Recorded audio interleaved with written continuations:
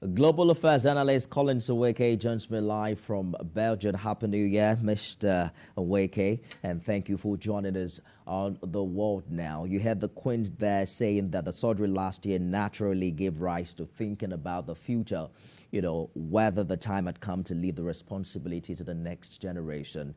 We hear there are lessons to draw here, and you're already drawing the parallel between the unprecedented move of the Queen and what seems to be the inability of us to witness such voluntary transfer of power, not only here in Africa, but around the world. Do you agree? I do agree, Nifemi. First and foremost, Happy New Year. In our own little way, we are making history as well, you and I, being the first and perhaps the only interview where, today, being the first year of 2024. Beyond that, on a more serious note, Nifemi, I think this is becoming a trend, a norm in Europe where, monarchs voluntarily give up, the throne, making space for, their successors, usually their children, to take over.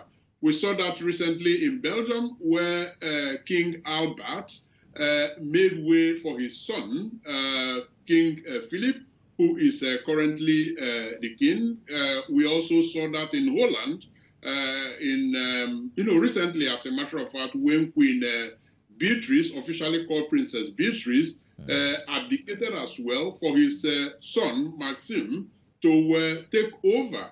In England long ago, Queen Elizabeth's uncle, of course under a different circumstance, also abdicated the throne, choosing love, following his American wife, to the U.S. and then and so the list goes on. But you see, the important point here is that people are getting, the monarchs are getting more and more selfless in terms of assessing their ability to continue to do the job as expected. Once they see that they are, weakening in terms of strength and so on and so forth, they make room for the younger generation. And I think indeed, like you mentioned,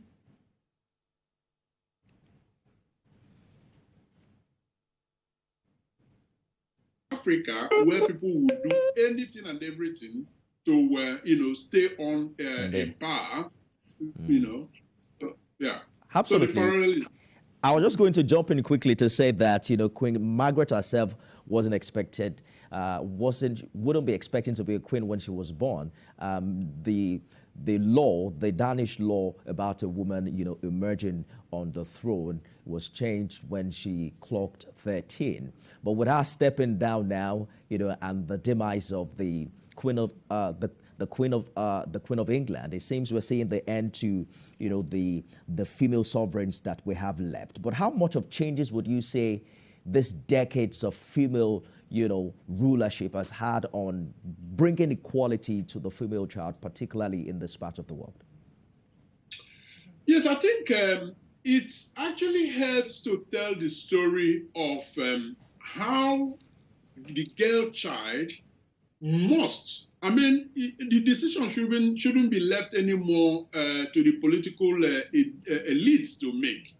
But girl child is equal to the boy child. And we have seen with her example, like you mentioned, she was 13 when the law changed, making it possible for her as a girl to actually mount the throne. In England, it was, essentially the same thing, where, as a matter of fact, if Queen Elizabeth had, a younger brother, the younger brother would have actually become the king of England, but the law was also, changed recently, making it possible for the girl child, to mount the throne. The same thing in Belgium and all across the place now, and that is the highest level.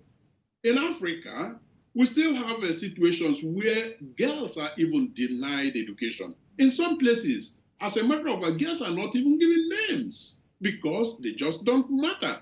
Now, we are also dealing with a situation where girls or ladies are underrepresented in politics, but that is a global issue. In the workplace, they are paid less. So I believe that it is important to draw from these, positive things, because we have seen that where the girl child or the ladies, the women have the opportunity, they perform as well as a man. So in terms of the intellectual capacity is there. So yes, there are very, very important lessons to draw from this highest level of giving, the girl child an opportunity.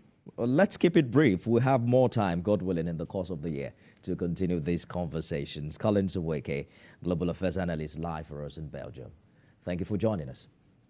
My pleasure, Nifemi. Thank you for having me.